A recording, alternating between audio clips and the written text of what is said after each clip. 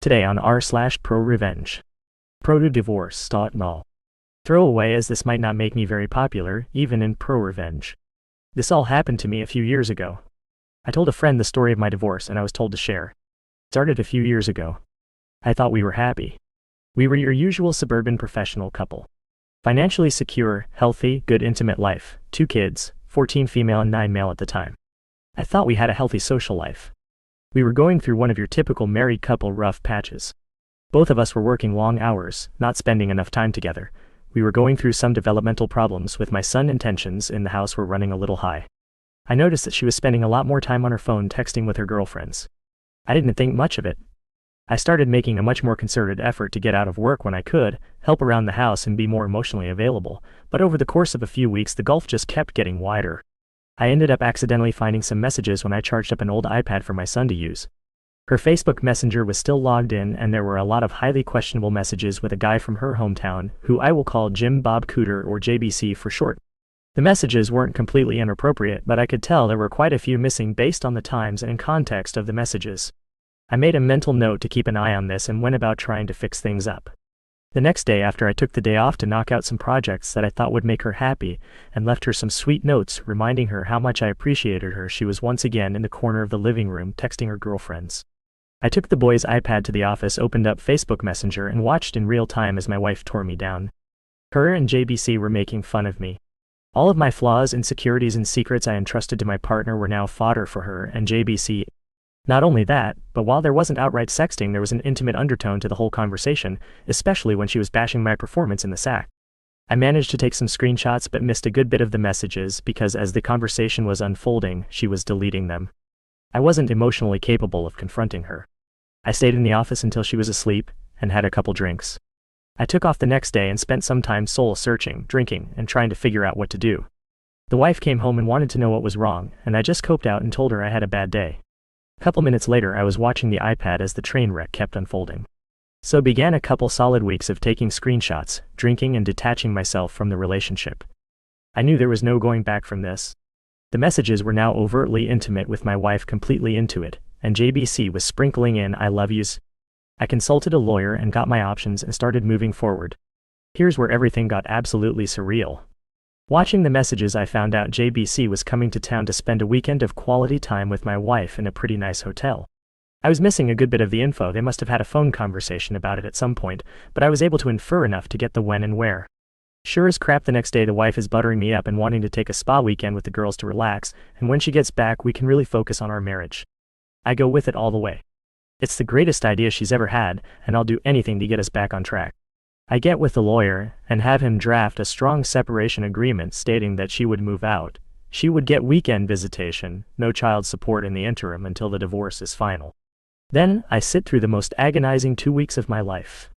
After all this, most of my feelings for her are completely gone, and I'm just seething with anger like I've never felt before. D-Day arrives. I take the day off work. I withdraw half of any money in any accounts we are joint on, leave her half alone. I had already redirected my paycheck to a new bank. I close our money market account and get a cashier's check for her half and deposit my half in my new account. I stop at Office Max and print out about 75 pages of Facebook Messenger screenshots, and I kill time because I don't want to be at home. She texts me that she's taking off and that she loves me. I tell her to have fun. I show up to the hotel at about 8:30 and call the wife's phone from the lobby. It goes straight to voice message. They are probably already at it, whatever. I walk up to the front desk and ask if I can use the phone to be connected to JBT's room. It rings 3 times and he picks up. JBC, hello? Me. JBC, can you send my wife down to the lobby, please? JBC, I don't know what you're talking about, bro. Me, okay then. I guess I'll have to call Mrs. JBC and get her down here. Totally a bluff. I knew he was married, and I knew her first name, but that was it. JBC, inaudible shuffling, panic. Me, you got 5 minutes. Click. Ah. Not even 2 minutes later, my wife comes walking out of the elevator looking a little flustered. I sit her down in the corner of the lobby. Her. Starts spewing BS saying it's not what it seems, etc., etc. Me. I'm not here to argue. The things that are said in this pile of papers are what's going on. The only way I'm not giving a copy of this to daughter, your parents, and emailing it to everyone we know is if you move out immediately. Wife was very prideful. Daughter was going through a rebellious teen phase, and her knowing probably would have forever killed their relationship. Wife was also her parents' golden child, and she always worried about what they thought of her. I didn't have much leverage, and shame was my only card to play. Also, her professional life is built up around her image, so I knew she would protect that at all costs. Her. Sniffle. Mumble. Inaudible. Me. This is a check for half of the money market account. I've withdrawn my half of the money from all the other joint accounts. You should have more than enough to get a place. She starts to cry a little. I could almost see the different thoughts and waves of emotions going through her. But now was the time to keep pressing. Me. Here is a separation agreement that I think is more than fair considering what's going on. I'm going to need you to look this over, sign it, and leave it at the house when you get your stuff. Do you want to look through these screenshots? Her. No. Me. Okay. Go have fun with JBC. Do not come back to the house or I'm going to send this, holds up ream of screenshots, to everyone. I bounce out of the lobby and I can hear her start to have a breakdown. I get to the car, drive off to a parking lot, and have my own crying rage fit. Previously I would have cried in front of her and yelled, and whatnot, but I managed to get my crap together enough to pull it off. I don't know what she did that night or over the weekend. She texted and called over and over wanting to talk. I just turned the phone off, and by the time Monday afternoon rolled around there were movers getting her stuff and she delivered the agreement. I let her have a talk with the kiddos, basically saying mommy and daddy need some time apart, we still love you, etc. etc. Standard divorce talk. After a week she wants to have a real talk for the first time. I oblige her because I've already got my crap together and I've got an idea of what I want, but I should hear her out. She's so sorry. She wants another chance. She wants her family back. She'll do anything. She's on her knees crying into my lap. I have no intention of ever taking her back. I tell her she needs to set up marriage counseling on her own at a time that works for me. I tell her that I can't live with her, but she should be around the children to try to maintain a relationship with them. So starts our new normal of her coming over the house, cooking and having dinner with the kids 3 nights a week. She always saved me a plate. I made myself scarce. Her cleaning the house and doing the kids' laundry, then heading back to her place. We went to counseling. It consisted of her working through her issues with a therapist, trying to figure out why she did it, her begging for forgiveness, and me stoically playing the victim. I was never going to give her another chance. All I wanted to do was kill time, establish myself as the primary caregiver to the kids, and establish her as not having residency in the house. After a few months I go to my own therapist and get diagnosed with depression and PTSD. I ask my work if it's possible to go to part-time for the foreseeable future to deal with personal issues, and it's no big deal.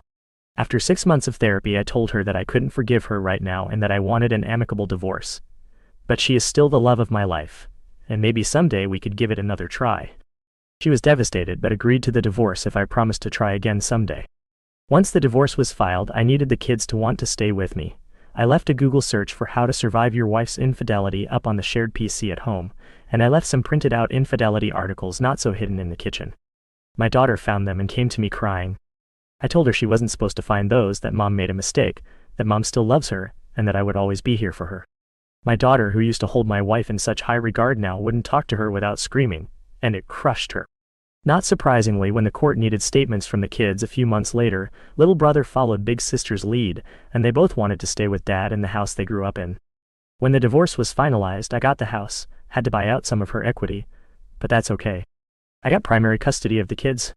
I got awarded generous child support due to the difference in our incomes due to me working part-time.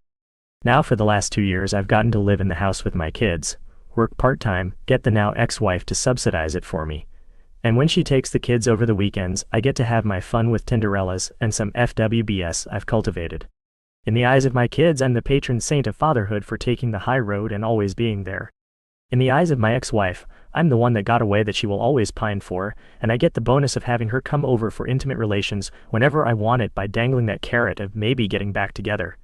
But that is never going to happen. Our last story for today. Don't announce your engagement at someone else's wedding, or this might just happen to you. Last summer, I was at a cousin's wedding. His bride and her family had been close with ours since before I was born, and the couple had known each other since they were toddlers, so it was a particularly exciting event for both sides of the family.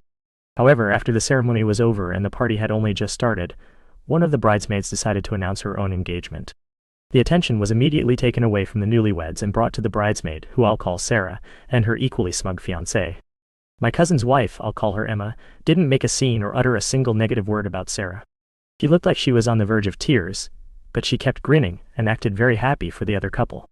This was unusual, as Emma is typically quite confrontational and speaks her mind no matter the consequences. Sarah later picked Emma to be the maid of honor at her own wedding, which took place last weekend. I wasn't there for it, but my cousin sent me some of the best bits on Snapchat and explained the whole situation. This is where the fun begins. Emma's two much younger sisters were the flower girls at Sarah's wedding. At the very last moment, Emma switched out the white petals in their baskets to blue ones she had secretly brought with her. She told her sisters not to say anything about it or let the brides see them until it was time to scatter them down the aisle. Sarah looked very confused upon seeing the blue petals, which didn't coordinate whatsoever with her theme, but of course she didn't say anything about it in the moment. Most of Sarah's other bridesmaids were also Emma's friends, had attended Emma's wedding, and were in on Emma's scheme. At the reception, Emma's sisters and the other bridesmaids were tight-lipped when Sarah began demanding to know why there were blue petals. The wedding planner ended up getting a lot of abuse for not checking the flower girls' baskets before they walked down the aisle. Finally, it was time for the speeches. The speeches took place in front of a massive screen, displaying a loop of photos with Sarah and her husband, which had been compiled by Emma. Emma took the remote that controlled the presentation screen, and at first she showed some pre-approved humorous photos of Sarah, with Emma and other friends to facilitate a couple light-hearted jokes. Then, at the very end, Emma said to Sarah that she must be wondering why there were blue petals instead of the white ones originally planned. That was when Emma displayed the last slide from her presentation. Emma announced in front of everyone that she was 5 months pregnant, and that she just discovered the baby was a boy, hence the blue petals. The last slide? Her ultrasound picture. There were shocked yells and gasps. Sarah had a fit. But those involved in the scheme cheered so loudly that I sincerely regret watching the Snapchat recordings with headphones. Apparently Sarah had been very nasty to her bridesmaids before, driving several of them away and forcing the others to pay ridiculous amounts of money for dresses. Emma and my cousin were eventually thrown out of the party, but they were all smiles. Sarah's fuming mother went to confront her outside, and Emma retorted with, "Gentle, gentle, I'm pregnant." I reckon Sarah doesn't speak to the majority of those bridesmaids anymore. And those are all the stories we have for today. See you tomorrow.